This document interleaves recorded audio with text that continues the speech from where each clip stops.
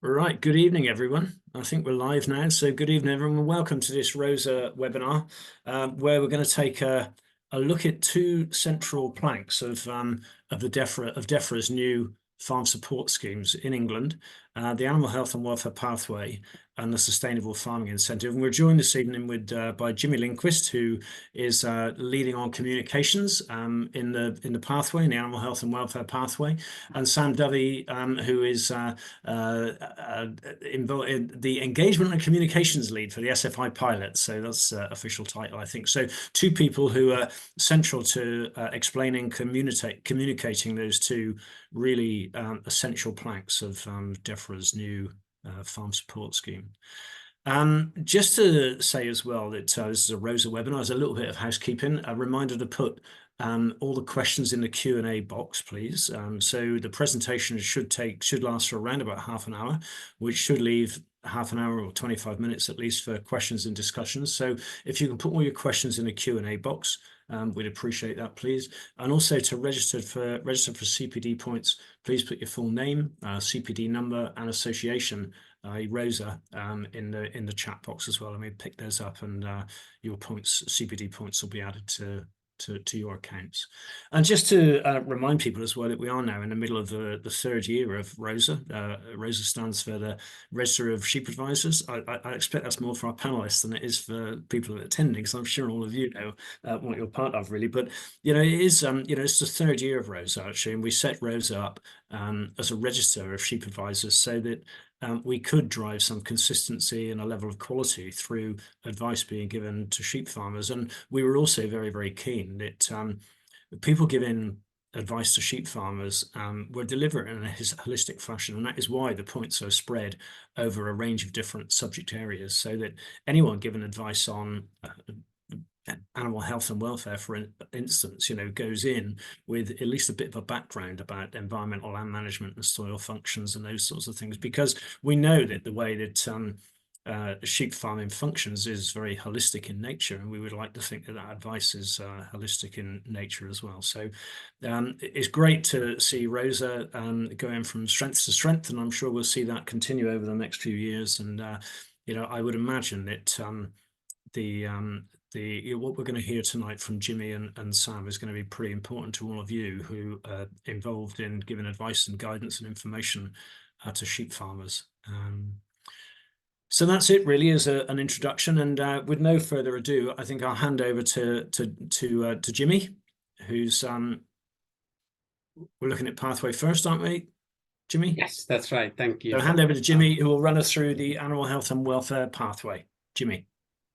Thanks, Phil. So good evening all, and I'm here to talk a bit more, as Phil said, about the animal health and welfare offer from DEFRA. Nico, can we have the next one, please? And the following one, sorry. Thank you. So today I'm going to concentrate on the pathway's financial offer, what is out there for the farmers and what will come next. Of course, the pathway is about more than just financial assistance. So it consists of 3 mutually reinforcing strands, which will support the livestock farmers financially, stimulate market demand for higher welfare products, and strengthen the regulatory baseline. But as I said, tonight I'm concentrating on the annual health and welfare review, also known as vet visits, animal health and welfare grants, and disease eradication and control programs, and payment by results. Could I have the next one, please? So the review was the first step on the pathway, and it will help you, or the farmers will help the farmers to reduce endemic diseases such as BVD in cattle, PRRS in pigs, and the effectiveness of worming treatments in sheep. It will improve the welfare of the animals, increase productivity, and make sure that use of veterinary medicines and vaccines is appropriate. And it talks about biosecurity. All really important elements. And the only thing that the farmers, or only things that the farmers must have, is the single business identifier linked to a county parish holding number registered in England, and 21 or more sheep. Next one, please. So the first thing to emphasize is that the review is flexible. And I want to be very clear, it's designed to be on the specific farm and work on the what can be improved on that specific farm. And this is all about the farm improvements. Agreed actions could include some easy wins and some more ambitious targets. It is there to provide time for the farmer and the trusted vet to discuss issues on that specific farm. And we will share these slides so you are able to then have a bit more look on what the farmer needs to ask for the vet. But I will move to the next slide, if that's okay. Thank you. So the key steps are as in this slide. So the farmer applies, and all they need is the Rural Payments Agency's customer reference number and password. It takes less than 2 minutes. And then the vet visits the farm. They have the discussions, and they do all those different elements of the review. And then the farmer and vet agree together the actions.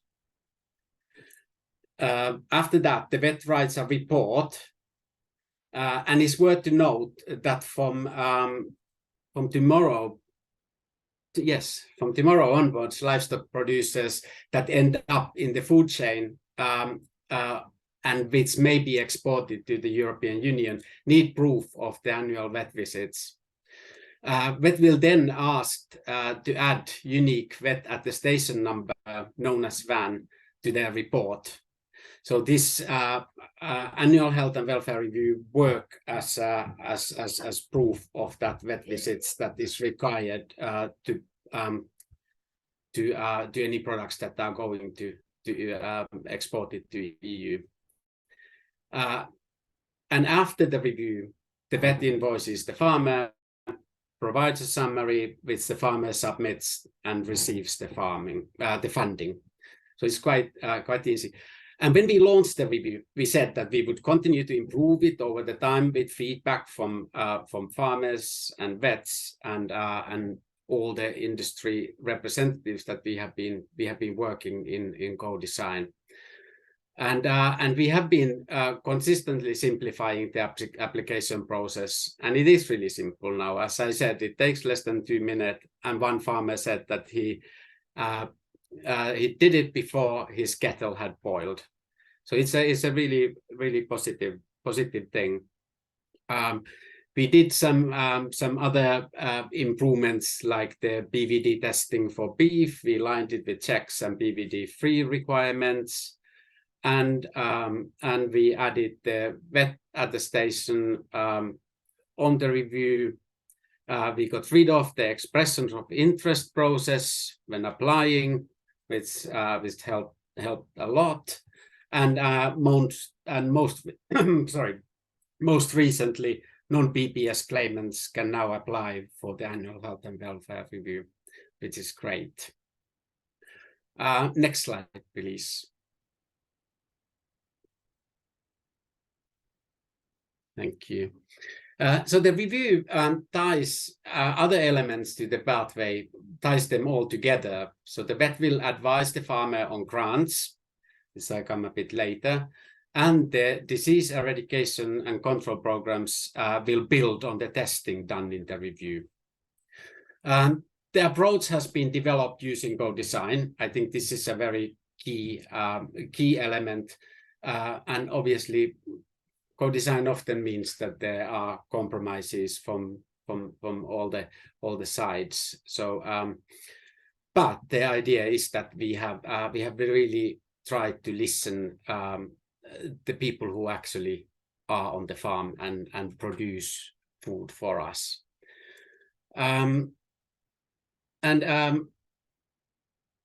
with this co-designs and with the influence from both farmers and vets to provide the scheme that suits the needs of sheep farmers, this identified that having multiple options for endemic diseases is more appropriate for sheep, whereas cattle and pigs, a single disease could be identified.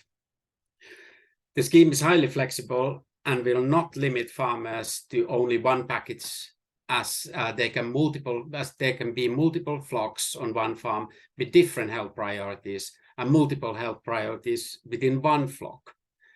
So there are these 7 different packages that are going to be offered. This will allow farmers to be able to focus on their areas of concern to their specific flock.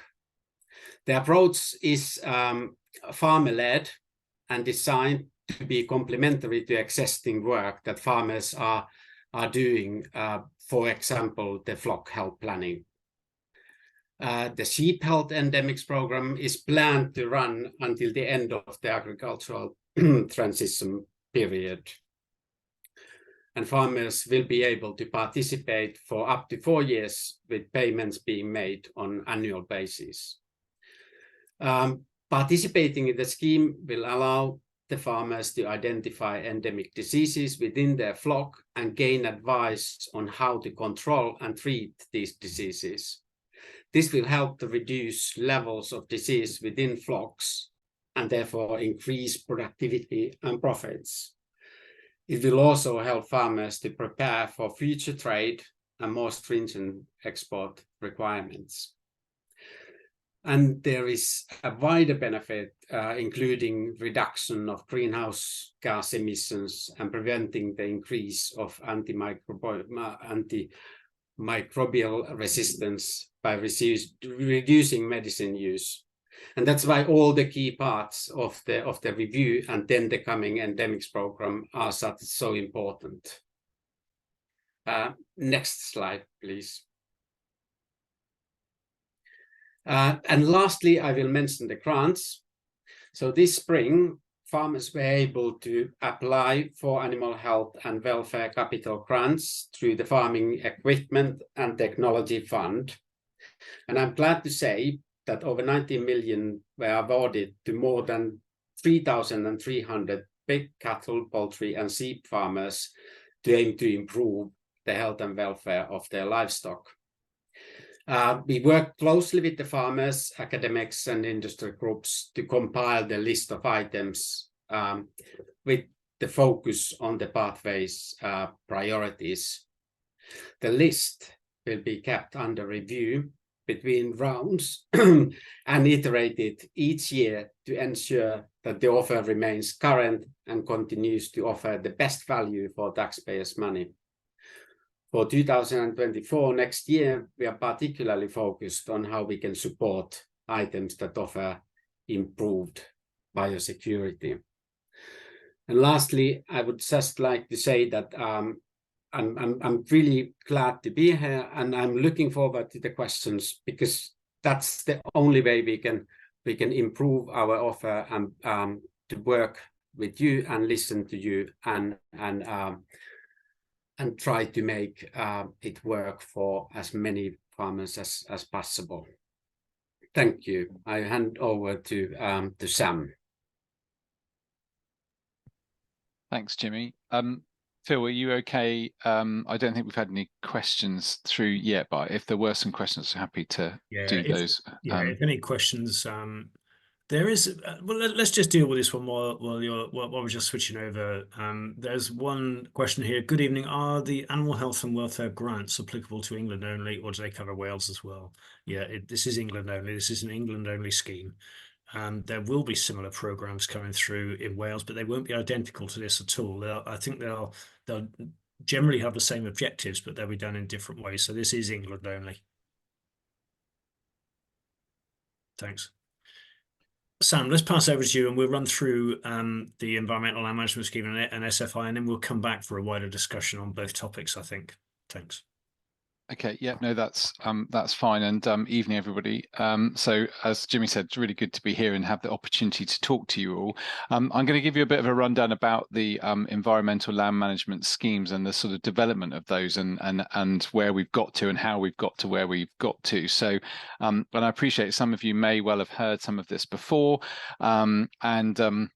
So if you have, I sort of apologise in advance if we're sort of going over stuff that you've seen. But one thing we are sort of finding as we're talking to people is that there's sort of quite a lot of different levels that, you know, people have had opportunity to be involved in the development, or you know, thought about applying or getting involved, and other people haven't really sort of seen. So what I was hoping to do tonight, and as Jimmy said, we'll make the slides available, was, you know, give you quite a good overview and a sort of basis, so that if you haven't, that's there, and it's a bit of a refresher as well. So if we could move on to the next slide, Nicola, please. I'll just give you sort of a bit of an overview and about the farming reforms, and obviously all of this work has sort of come since we left the EU, and in that sort of transition process, you know, we're looking to build a new set of agricultural policies, of which the animal health and welfare pathway is one of those.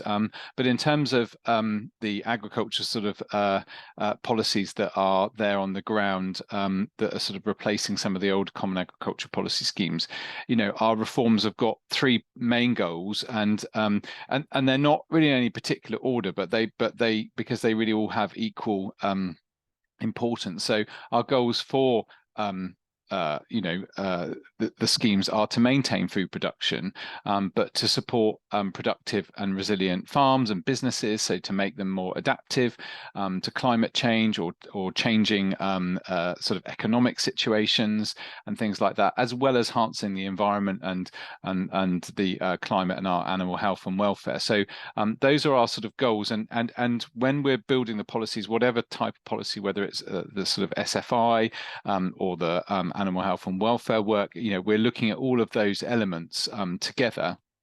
And some grants may, you know, or some areas of policy may have more emphasis on one particular part than another, but generally, we you know, these are the three sort of points that are in our mind. So if we move on to the next slide, how we're sort of doing that and what we're doing. So we're looking to invest in farming. We're introducing sort of new grants and ongoing payments, and I'll explain a little bit about what that means in a minute. And trying to change how we work with farmers and land managers, try to be sort of more flexible, more workable, sort of working up policies and schemes and grants that you know, that are useful, and that people have had you know, input into, to try and build something that some, you know, work and increase and improve that relationship, because it's we're in a sort of quite a different world at the moment, where we can be a lot closer, and we don't have that sort of European sort of umbrella overarching what we do or how we do it or the timescales in which we do it. We can sort of we can be in much more control of that, and working with farmers and land managers and associated people, so people like yourselves, you know, gives us much more scope to build something that works for us. And we've been doing lots of co-design work. I know we've been working with probably some of you on the call this evening, and certainly some of our stakeholders. We've been so doing lots of co-design work. We've been testing schemes. So as Phil mentioned, I work in the SFI pilot, and we've been piloting an early version of one of our schemes for the last couple of years. And there have been lots of other pilots. We in Jimmy's team, we had an early pilot of the welfare pathway as well. So we've been doing sort of lots of testing over the last couple of years as we bring things sort of out. And at the same time, in parallel, we've been looking at the regulation. So the regulation underpins our industry as well, looking at how we can simplify that. So a lot of the European legislation and regulations that we were, you know, following before, you know, they have come across into our domestic legislation, but we're also looking at how we can simplify those and make them more workable, you know, for everybody. In terms of sort of the monitoring and enforcement, we want that to be much more proportionate, and our new sort of visits are instead of having inspectors come round, we're now sort of reframing them as visits, and they're much more of a discussionary approach to sort of look at what's working, what hasn't worked, and how we do that, and really wanting to be, much more risk-based in our approach to administrating and operating the policies. But obviously keeping in mind that we need to keep them. We need to keep them running. We need to keep the credence there. We are, using taxpayers' money to fund these schemes and support these schemes. So there has to be an element, but where it's practical, we don't want to be disproportionate. So, so those are our goals. They're quite big goals. They're but they're sort of what we're working towards and how we're working towards doing it. If we move on to the next slide, please, Nicola, we've just got a little bit about sort of payment types. So what we've done in the Farming Countryside program, we've really split the work into sort of two distinct areas. So we've got schemes. So they are ongoing payments where you receive an annual payment or a quarterly payment or however it works, and you enter into a scheme for a period of time. So we've been developing a fair number of those schemes. And then we've also got grants or capital payments. So they're sort of more one-off things, either for a piece of equipment or some infrastructure on your farm or on the land.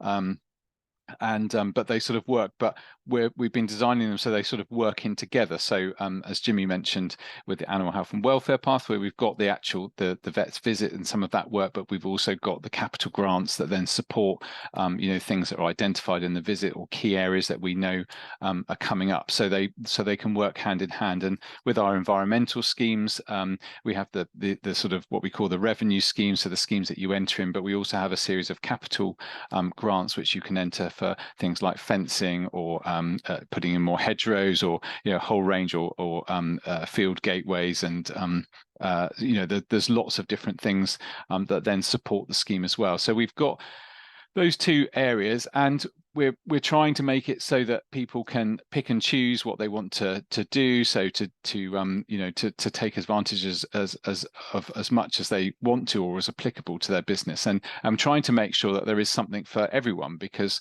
obviously our farming businesses across the country are very varied by location, by type. So trying to make sure that there is something there, for everybody, that they can make use of.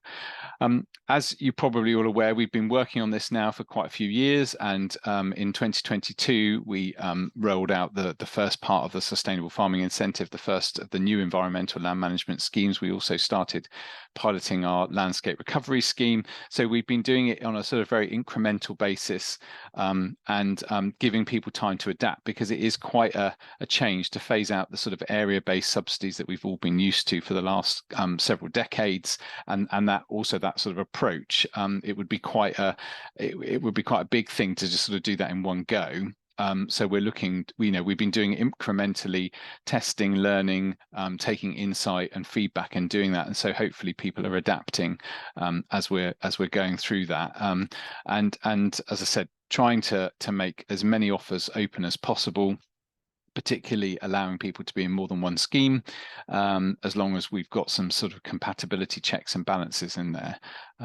So that's sort of how we're reforming payments. So rather than the sort of a single area based subsidy, we're looking at sort of multiples, and it is a different way of looking at it. And we appreciate that it will take time for people to adapt to that and think, what's this year's round of funding? How can I sort of take advantage of that or apply for that? With other schemes sort of running along in the background as well. So if we move on to the next slide, so this isn't so much about new, but this is about old. But I thought it was quite important just to mention, and hopefully a number of you have seen this. As we progress through the agriculture transition, one of our key sort of points or milestones was that we would be delinking and effectively closing BPS and the cross-compliance requirements that go with BPS. So and effectively from the 31st of this month, BPS and cross-compliance will end, and we will have effectively delinked from the 1st of January. But that doesn't mean to say, because cross-compliance is going, that all those sort of rules and regulations stop applying, because they still continue to apply, because the majority of them are part of our English domestic law anyway. and they'll be still continue to be enforced by our regulators and those those relevant bodies, depending upon the different regulations. So you'll still be required, or farmers will still be required to follow those rules. It's just that the cross compliance was a sort of tie-up of those rules to the BPS. So the BPS was a scheme, and there was a requirement that for you to continue to follow those through there. So we've published some guidance explaining what that means on .gov. In recent days, so there's more information about that. And also about how the delinked payments will work. So how the reference year will work, how the progressive reductions will work, so that people can understand what's going to be paid between 2024 and 27, and so that we've got that, you've got that information. So I thought it's probably just worth mentioning that in case, or in case it applies to you, or you're asked about that. And we've recently issued a farming blog about regulation in the new year, which gives a bit more information and some links to some of those sort of additional information areas. So really important point, and quite a milestone for us as we progress through the transition.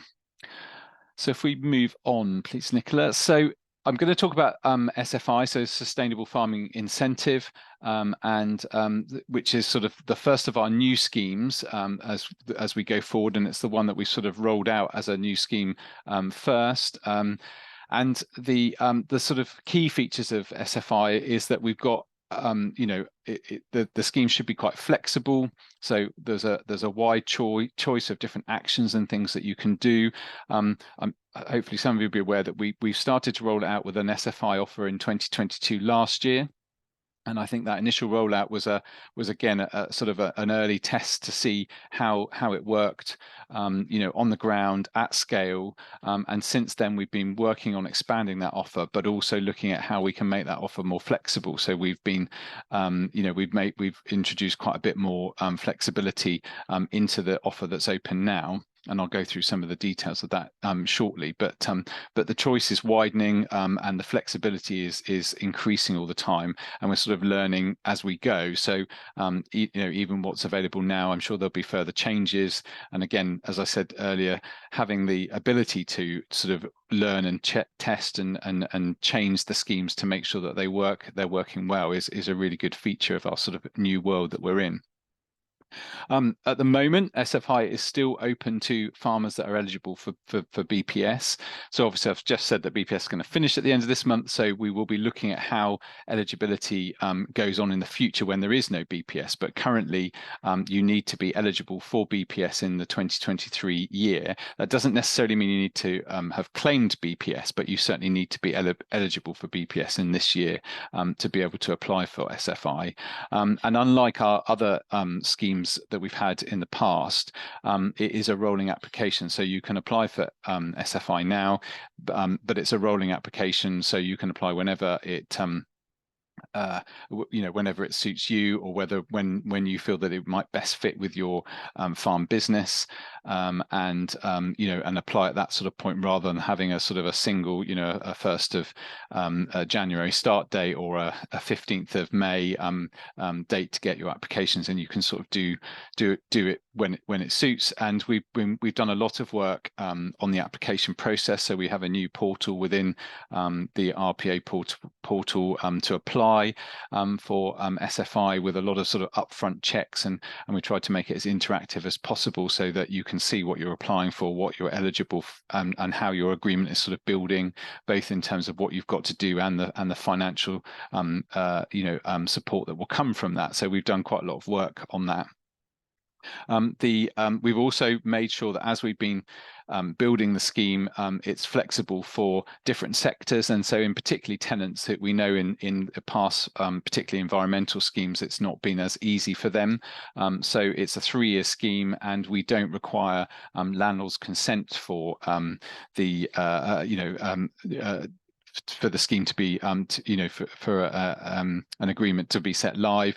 So as long as as a tenant thinks that they've got management control and can deliver the actions that they want to put into their agreement, then that's fine from our perspective, and we don't require any sort of further endorsement or counter signature from a landlord. And we're also making sure that anything that we do is farming based, particularly through SFI at the moment, so that doesn't affect sort of tenancy agreements, farm business tenancy agreements, so everything would fit within that sort of farming action. Again, a new sort of feature is that payments come quarterly.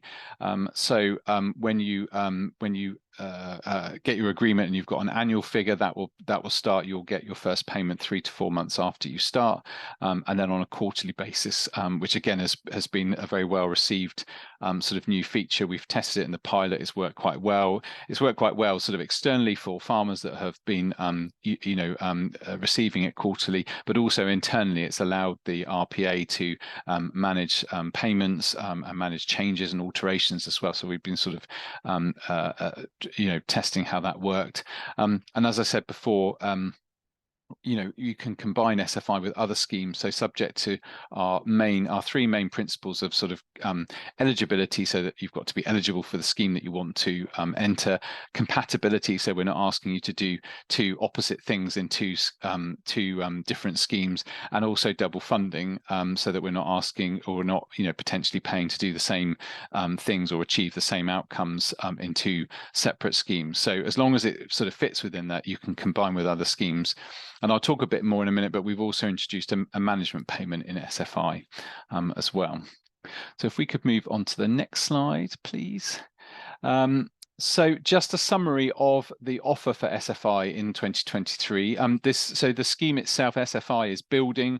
As I say, we had a more restricted offer last year. We've opened that up this year, to include sort of 23 actions, and then our plan currently is to expand that further next year as well. I've included in the pack some details, sort of more details of the different actions that are available, for example, through the soils theme or moorlands or hedgerows, but I won't go through them now, because there's obviously time is limited, but they'll be there in the pack so you can have a look through in a bit more detail. But certainly, we recommend you have a look at the SFI 2023 offer handbook if you've not already done that. But as you can see, we've got land management actions through those following themes, and we've got some new themes in there. So integrated pest management and nutrient management are ones that we haven't tested those through the pilot, but they're ones that we've been developing based on feedback that we've had. And we've got a moorland offer, the start of a moorland offer in the current offer this year, and there are a couple of additional payments that I'll run through. And as Jimmy was explaining about our annual health and welfare review, that sort of forms part of this sustainable farming incentive offer. So it's sits in its own sort of right, and it has its own terms and conditions. But we very much see that as part of this sort of farming and this first rollout and of our new schemes. So that's all of those together. So if we go on to the next slide, just a bit about the management payment. So we've introduced into SFI a management payment, and that's to recognise the fact that it does cost. We understand that it costs farmers to enter into and manage an SFI agreement. So doing the application, keeping the relevant evidence that you need, and sort of just keeping that maintenance going on. So we've looked at that, and it seems a very simple thing to do at the outset, but then when you start to work out how to apply that into a scheme and how to put that across, it's not always quite so easy. So, but the management payment is based on up to 50 hectares that are entered into the land-based actions, which does include the moorland action. And linear actions like actions for hedgerows, but as long as it's on an area or a linear basis, then they're applicable. And the management payment is based on £20 a hectare for up to the first 50 hectares entered into the scheme, and up to £1,000. So obviously, depending upon how many hectares or how many hundreds of meters of hedgerows that you might put in, then you can receive the management payment. And it is possible to have more than one SFI agreement. So there are some circumstances where an SBI may be operating several different SFI agreements, potentially due to sort of different business interests or locations of farms. But we would only pay one management payment per SBI. So and it's normally based on the first one. So there isn't sort of, if you have multiple agreements, it's not multiple management payments. But that's there, and certainly will help the smaller farmers as well. If we move on, Nicola, please. So I just wanted to mention a couple, because I know this of additional payments. So we've got common land.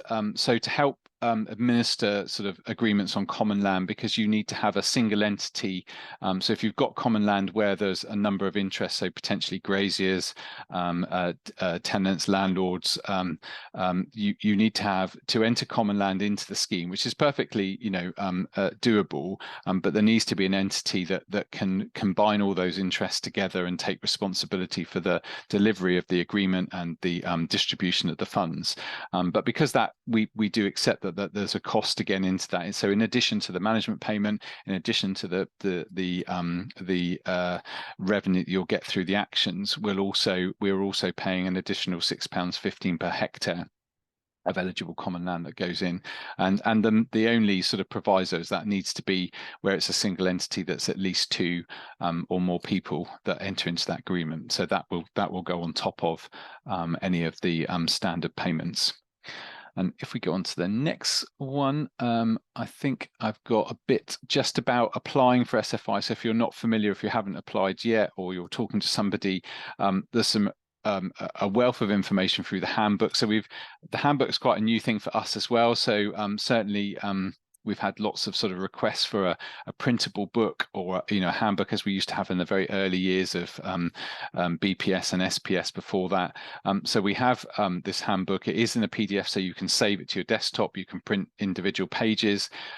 In the sort of earlier stages of developing these offers, we are updating the handbook quite regularly. So if you use the online versions, you'll always see the most up-to-date versions of those. And we do say where we make an amendment, it's very clear where it's been changed. But if you are saving the handbook or printing pages, do be aware that as we sort of go through and things come up, we do make those amendments. But it's there. It's a really useful document. And tells you a lot of information. So if you're considering SFI or talking to people about considering, looking at SFI, the handbook should be the first destination. Check the eligibility, check your land is eligible, your sort of land cover, the way that you've got that registered on the Rural Land Register, and also things about like your digital maps, so making sure that they're up to date if you've got areas that have changed, or you've put in additional hedgerows, or you want to make sure that your hedgerows that are on there, because it just will make it easier, because the application process pulls all that information through to look at what it thinks that you're eligible for, or the areas or your field parcels and things like that. So to make sure that is all up to date, and also just the usual sort of contact details and permissions and things like that, so that if RPA do need to contact you if you apply, then that's all there and ready. So those are sort of some things about applying for SFI. And then thanks, Nicola. As I mentioned, we've got the current offer for SFI, which we've sort of loosely termed the offer for SFI in 2023.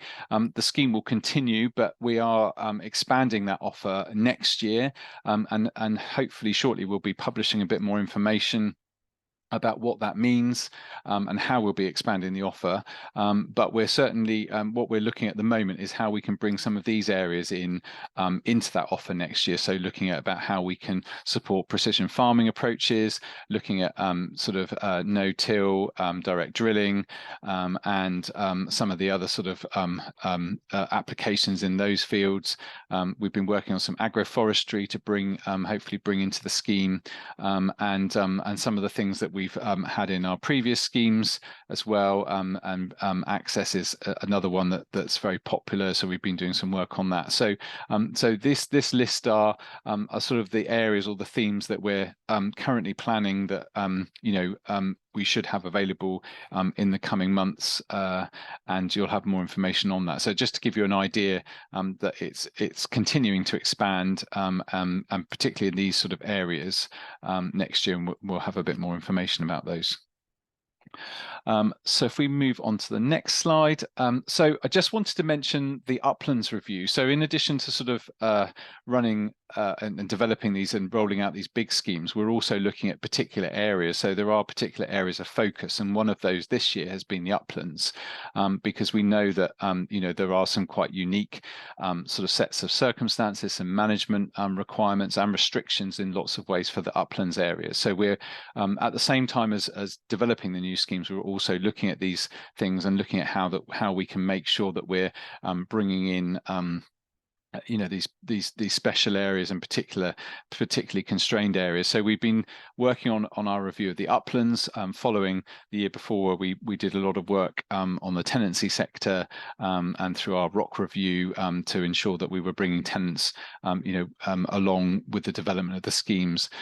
So in terms of uplands, we've been doing quite a bit of work. We've recently looked at how we can equalise the payment rates. So where lowland farmers are carrying out or upland farmers are carrying out similar actions to lowland farmers, we're equalising those rates so everybody's being paid the same, because traditionally, because of the sort of nature and the extensive use of the uplands, the payment rates in some of these uplands areas have been slightly lower, so those have been equalised, and that means that for existing countryside stewardship options, there are certainly 4 of those that have increased already from the start of this year, which has been really helpful for existing agreement holders. And then we're also looking at, I think there's a further 7 countryside stewardship options that we're looking to review to make them a bit more accessible to upland farmers as well. So sort of widen the flexibility and give more options for people to come into that.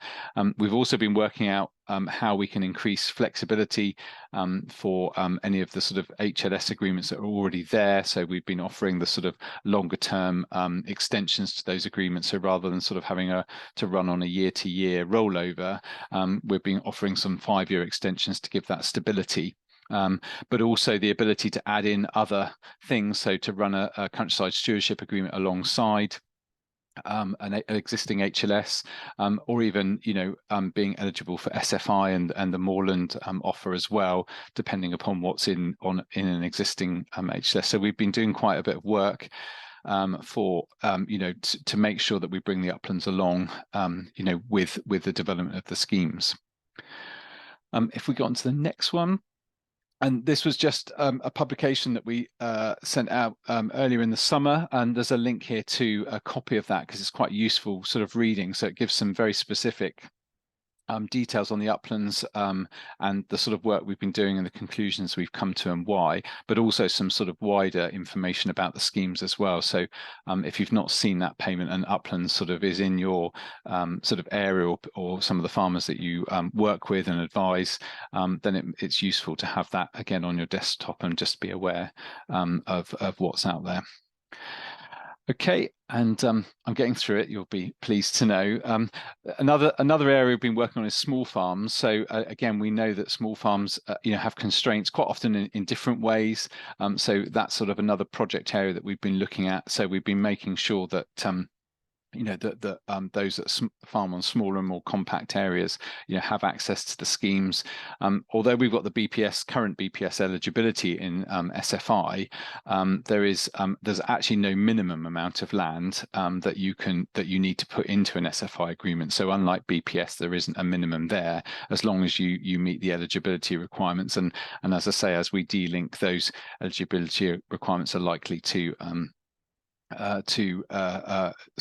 develop as well, and the management payment again. So on a scale, having the management of payment for smaller farmers again is much more of a help because they have less land to sort of spread those administration costs over. So so it's really just a demonstration that we've been sort of looking at these particular sectors and some that we know have more constraints or less options than others.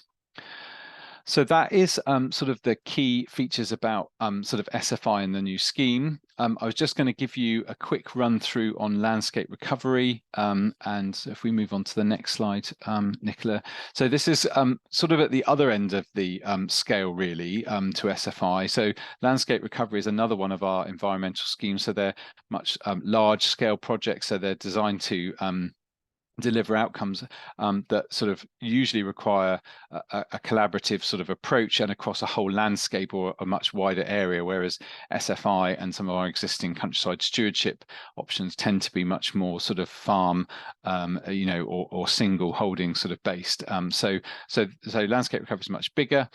We're looking at very much sort of longer term, so agreements can be sort of over 20 years, because we know some of these sort of landscape scale projects and plans and outcomes do take a long time to deliver, and we want to make sure that we can build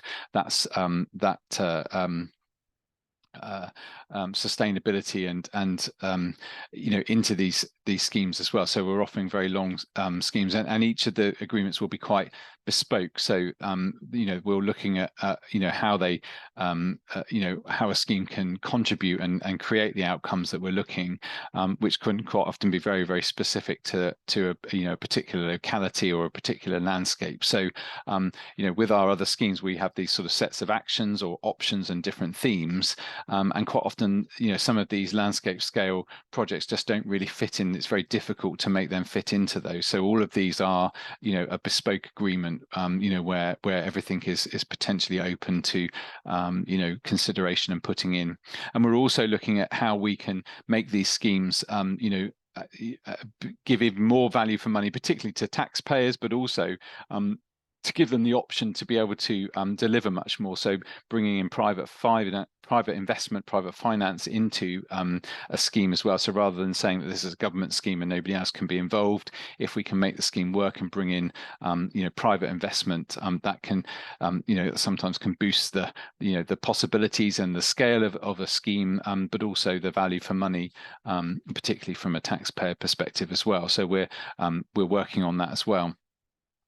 We've just sort of, in a similar to how we piloted some of the SFI and the animal health and welfare review, we've been piloting landscape recovery. So we did our first round last year, and then this year we've done round 2, and we've just recently announced that we're going to be supporting 34 projects across England, new landscape projects, and sort of talking about the uplands. Over half of the projects that we've had that we will be supporting are sort of uplands focused. So it's received quite a bit of attention through landscape recovery. And then next year they're going to, these projects will sort of move into their enrolment phase, where we sort of start those projects off. And one of the key features of landscape recovery is to they sort of have a initial up to 2 years to sort of work up a full project. So we fund that time to make sure that you know, the projects are going to deliver and are going to be as good as they can be. And then we're also planning to do a further round. So round 3 of landscape recovery piloting will open next year. So there'll be more details, and we'll look to support some more projects as well. And as they're sort of building our first round 1, we'll be moving into their sort of implementation phase. So we'll then have that sort of process going on where we've got new projects being applied for, some in development and some in implementation as well. So that's really exciting. And then, as I mentioned right at the start, as well as our sort of ongoing schemes, we've got grants. So we've got one-off grants that are available, and they sort of come and go in different sort of rounds of funding. There's quite a few available now, and there's more and more coming online all the time. So there's just a list there. So as I mentioned about countryside stewardship capital grants, so they're around if you live or farm and work in a protected landscape. So those are our national parks and AOMBs. We have a FIPL scheme, so farming in protected landscapes, which again is a very locally based scheme, which has been you know, really, really successful. That's been part of our early transition, and it was originally going to finish this year, but we've extended it now till 2025, and we'll be looking at how we can take that legacy going forward. We've got our tree health pilot, which is continuing until next year as well, and the you know, and then looking at how we merge that into our existing schemes.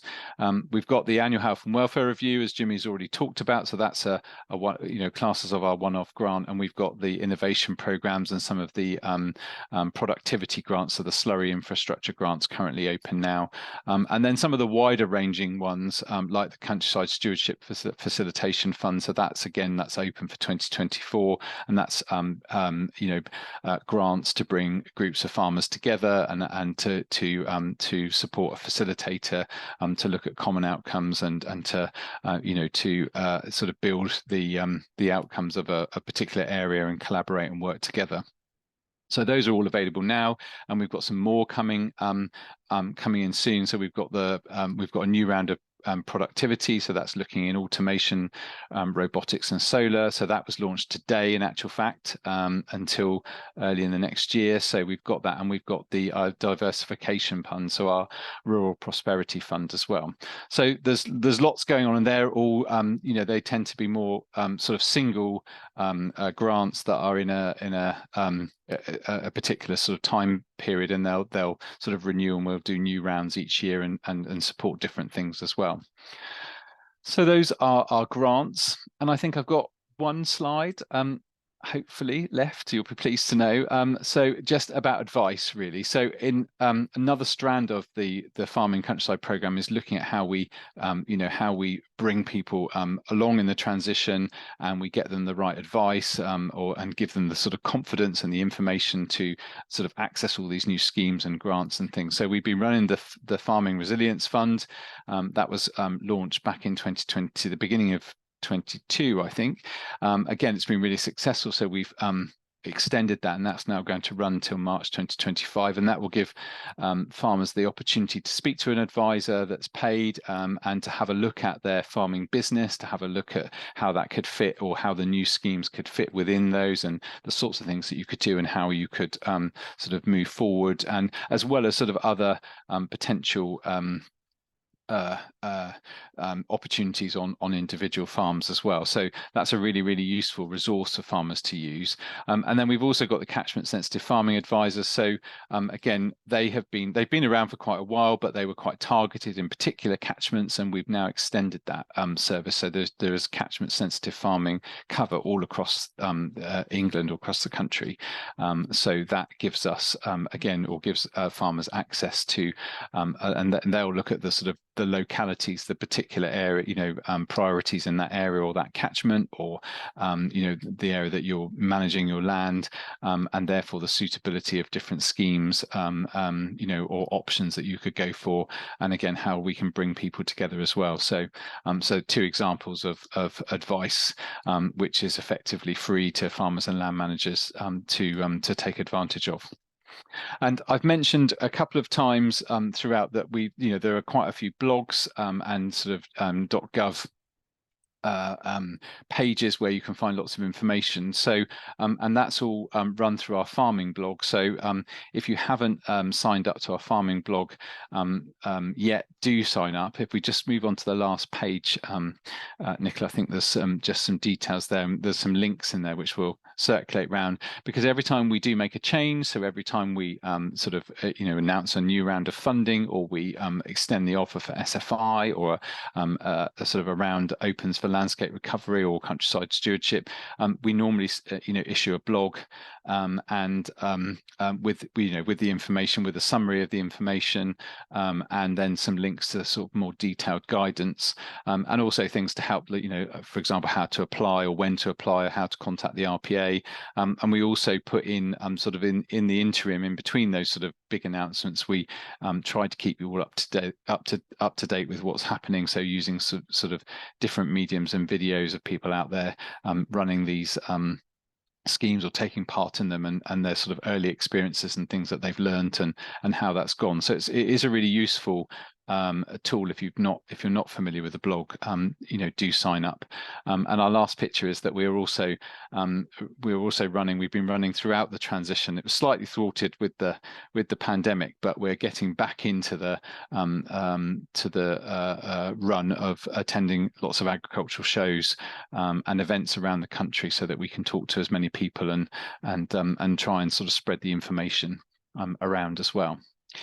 So that's a bit of a potted history. I could have gone on for lots. I had lots more slides, but Phil wouldn't let me share the whole lot with you. But hopefully that sort of gives you a bit of an overview of where we are and where we've got to and why.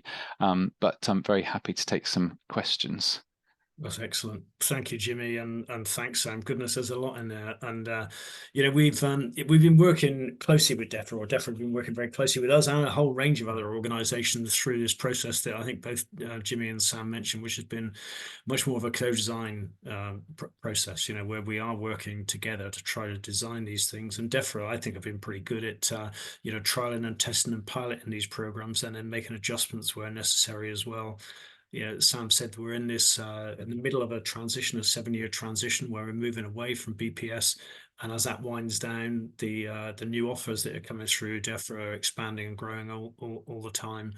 And you know, certainly 2023, I think, got us to a point where there was a lot more interest within the farming community about accessing some of these grants, and I think in 24 there'll be even more as well. So I'm not sure if you mentioned, Sam, as well, but the I think you did, Jimmy, around eligibility and BPS and pathway, but eligibility for SFI will move away from BPS eligibility, won't it? In when? Well, I think so. I think next year we'll be working on, because obviously, because as I said, BPS is finishing. You know, that sort of tie. So you know, we've been working on BPS eligibility in the early stages of the transition, really because it's a check and balance, because you know, those that are you know, they're the ones that were starting to sort of lose you know, the support they'd had through the basic payment scheme, but also they're the ones that we know, you know, definitely we've got details, we've got you know, mapping details and their details on the rural land register. So that was the those are the sort of two main reasons for bringing those in. But it's always been our intention that we would open up these schemes you know, to as many people as possible, subject to them being, you know, able to deliver the requirements of the scheme, or to apply them in the right way. So I think as we develop and you know, potentially the offer next year, we'll be looking at as BPS you know, and that sort of scheme closes, how the eligibility will work going forward. But it would be on a basis of it, you know, hopefully being you know, opened out. And I think Jimmy said in his presentation for the annual health and welfare review, it's not a BPS requirement anymore, but it is a requirement as long as you've got an SBI and a CPH. So as long as you're sort of noted down as a farmer, whether that be a large one or a smallholder or whatever. And that, you know, I can't say, you know, specifically, but that probably is a direction of travel in terms of how we'll administer our schemes going forward. I think that answers one of the questions that Florence Wilkinson has put in the Q&A as well. Are there any restrictions for applying for SFI, for example, being a business, or could a smallholder apply? So the direction of travel is that someone with a single business identifier and a CPH will in time be able to apply. And now we've seen that change with a lot of the capital grants already, haven't we? Whereas you know, you don't need a CPH to apply for the capital grants. Sorry, you don't need to be BPS eligible to apply for the capital grants. So there's a move in that direction already.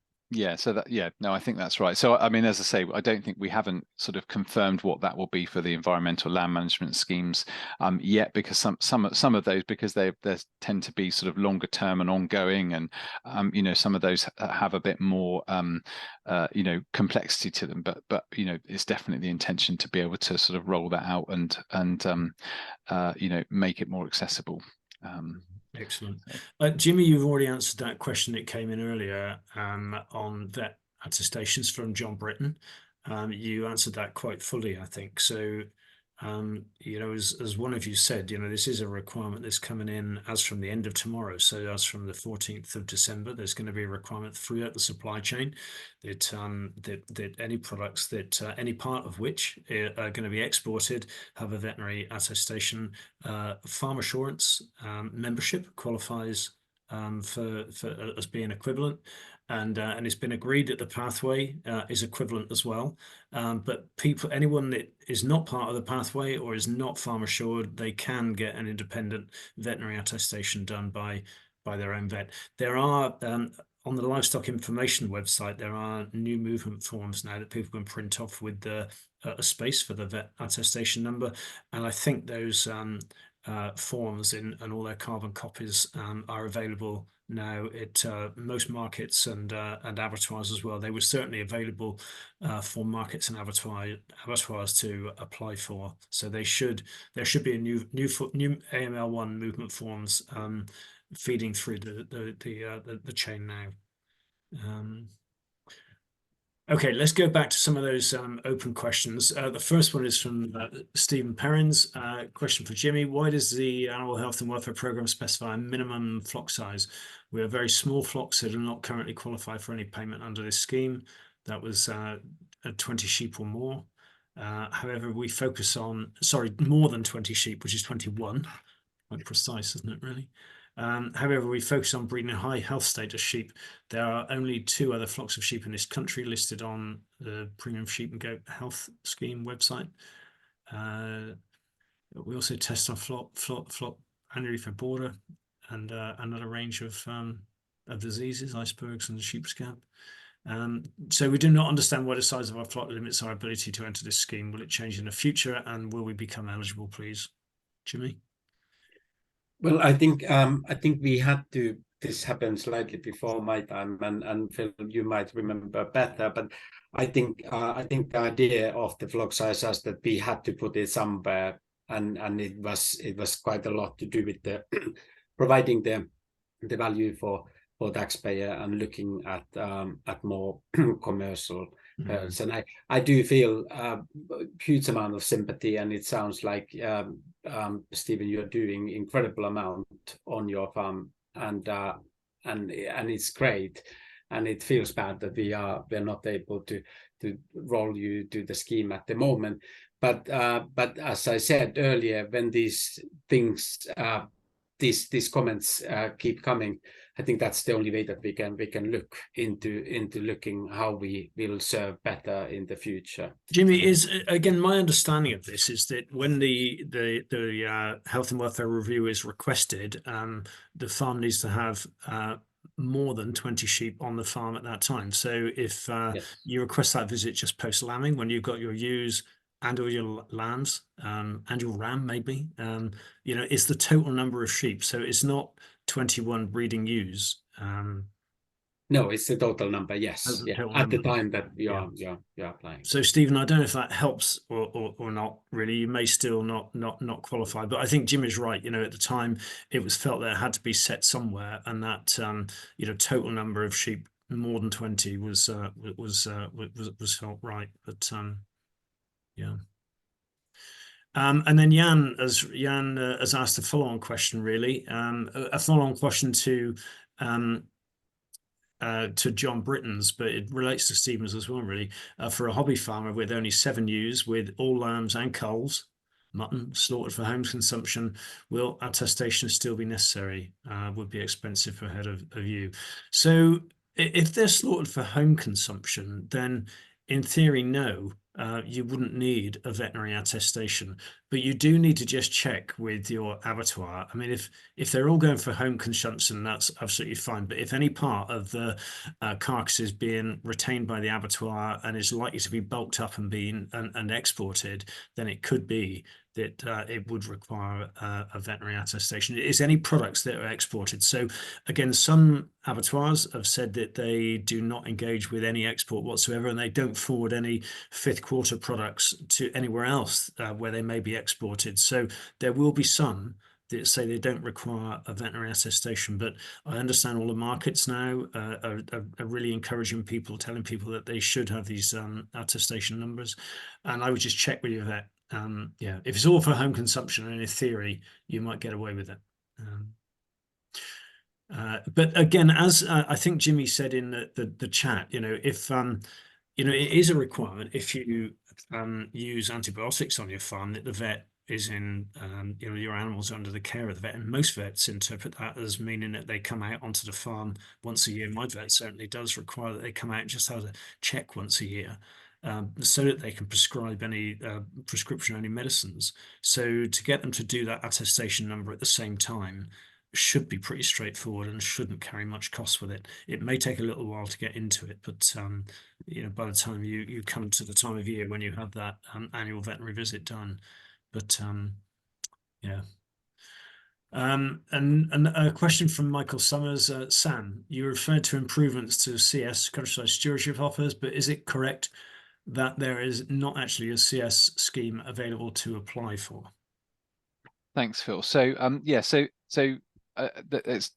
that's not technically correct. So there is definitely a CS scheme. There's a CS scheme running at the moment, and what we're doing at the moment is we're going through all the different CS options and looking at those and reviewing them where we think we can make them more flexible, where we can open up the eligibility for those, and also bearing in mind sort of the developing SFI offer as well. So looking at the differences where we've got, so we've got sort of hedgerow management, for example, in SFI, and we've also got some hedgerow options through countryside stewardship. So to make sure that we're, that we've got some parity in those, people can sort of decide where they want to go, where best to do. So that's running at the moment. I suppose technically you can't apply for CS at the moment because CS has always traditionally been a single sort of application sort of time, and so CS starting in 2024. The application had to be in, well, they originally it was sort of mid-August, and then we extended it to mid-September. So you can't apply for a CS agreement now like you can apply for an SFI agreement, but CS is still very much there and running, and we will be making, I think probably we'll be sort of giving more information about what the offer for CS in 2024 will be, and when you can apply and how that's going to work, because we're also looking at, as we develop SFI, and as we develop sort of the new application process and sort of bring CS into sort of our new sort of world of schemes, as how we can hopefully try and simplify things, so maybe farmers can look at sort of a single application and decide that there are certain elements of CS they want to include or certain elements of SFI and bring those together. So we're doing a lot of that work at the moment to make sure that those sort of things work together. So it's definitely CS is still there. Our mid-tier scheme, that there's going to be offers going forward for CS offers, or CS options, as well as the SFI offer, but at the moment applications are sort of not open because we traditionally run it as a single application and a date, and anybody applying this year would be applying for 2024, would have applied earlier in the autumn.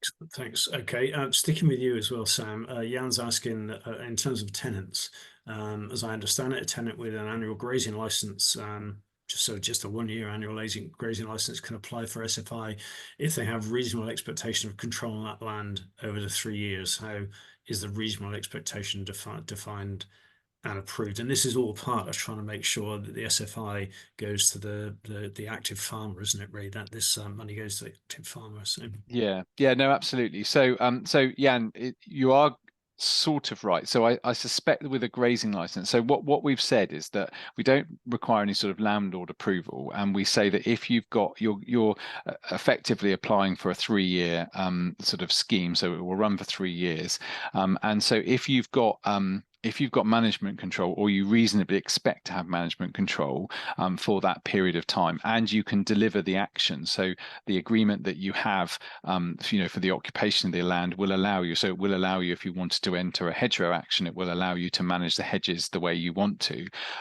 then we're very happy for people to apply. And we know that there are lots of different sort of tenancies over there, but out there, but obviously the most common is the farm business tenancy, and they can be for a fixed period, or they can be sort of on a statutory periodical running basis, an annual basis, but that could have been running in that way for sort of the last 3, 5, 10, 20 years, and as long as you've got no expectation when you go to apply that there's going to be any change to that, then we're happy. I think the only note of caution with just a grazing license is that tends to be much more restrictive in terms of what you can do. So a grazing license often allows you to graze the land, and doesn't necessarily always makes you you're responsible for your own livestock, but it doesn't necessarily make you responsible for the ongoing maintenance like a tenancy agreement might do, or say hedgerow management, for example.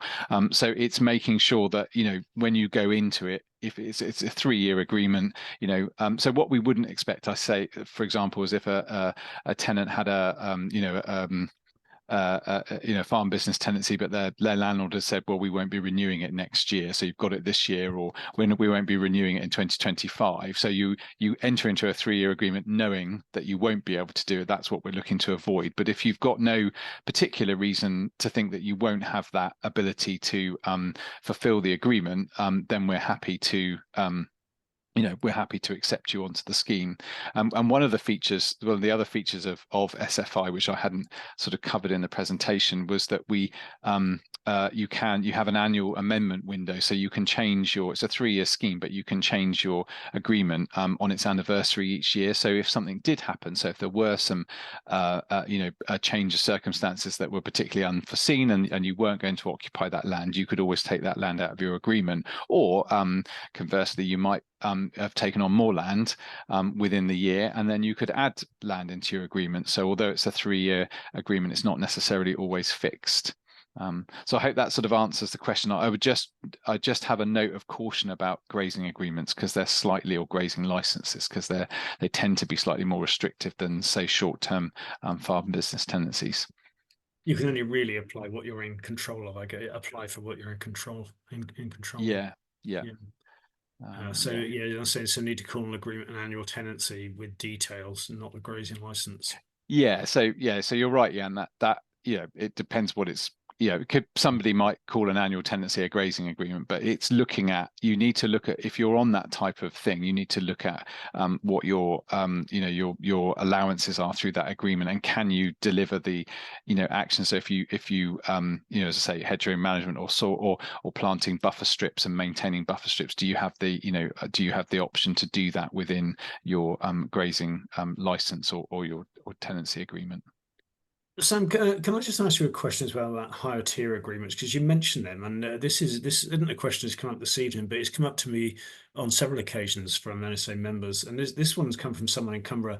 They heard from a Natural England staff member last week that the whole of Cumbria, only 56 higher tier stewardship applications were approved out of around 90 applications. Seems incredibly low to me, and I'm hearing that in other parts of the country too. Is that something that again you would accept is happening? Is what's going on there?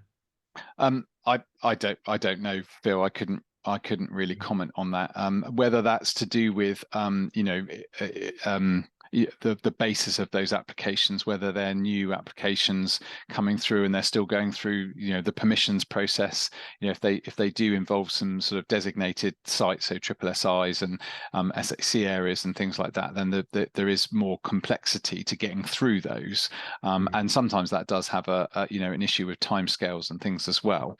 But there's nothing, we haven't got there aren't sort of a minimum number, as far as I'm aware, of agreements that we're allowing through. And as I say through the presentation, we're sort of trying to open up more flexibility, to those schemes. So, but I couldn't really comment sort of on why those are happening.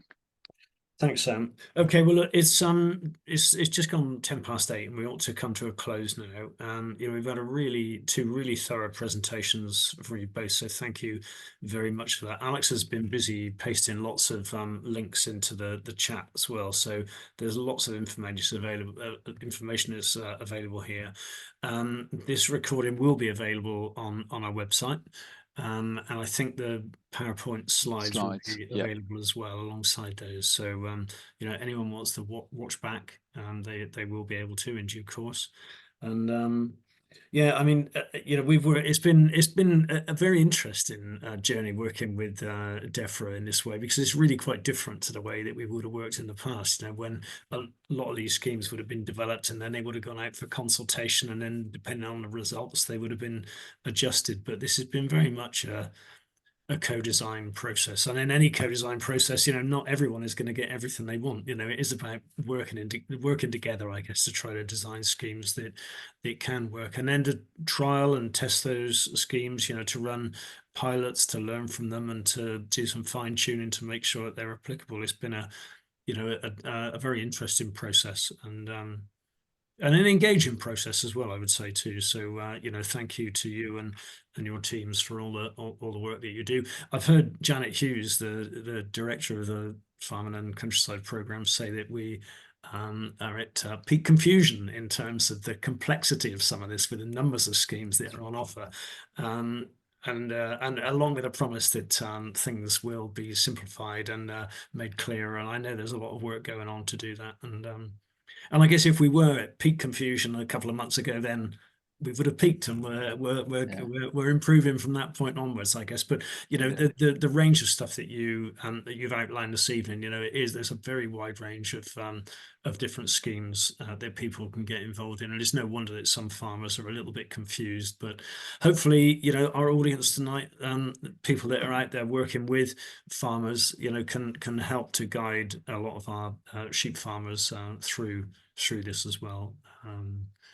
That's very kind words, Phil. I totally agree, and I have learned a lot. And I often say that I'm not coming from a farming background. I live in a city, I speak with a slightly weird accent, and I wouldn't have the ability to go in front of you and tell you all these things if it hasn't been initiated by the industry and worked really properly with you. And I learned a lot, so thank you for that. And thank you for having me tonight. It's been really great, and thank you for all the questions. Pleasure. Pleasure. Yeah, no, really good. Yeah, it's good to have the opportunity to meet with organisations like you. And we'll do it again as well. You know, all our Yes. RoSA members out there that are on the call tonight, you know, I hope you've got something from this evening. And, you know, as there are further updates to be communicated, then we'll do this again and try and make sure that people are as well connected as possible. So again, thanks again, Sam and Jimmy, and for Alex for all the background work you've been doing as well. And thanks to everyone for joining us. And we'll speak again soon. In the meantime, as well, we're not quite there yet, but when we do get to Christmas, you know, do have a good break, please. And yeah, if we don't speak to you before, then I'm sure we'll speak to many of you in the new year. So thanks very much indeed. Okay. Have a nice evening. Bye. Thank you. Good night.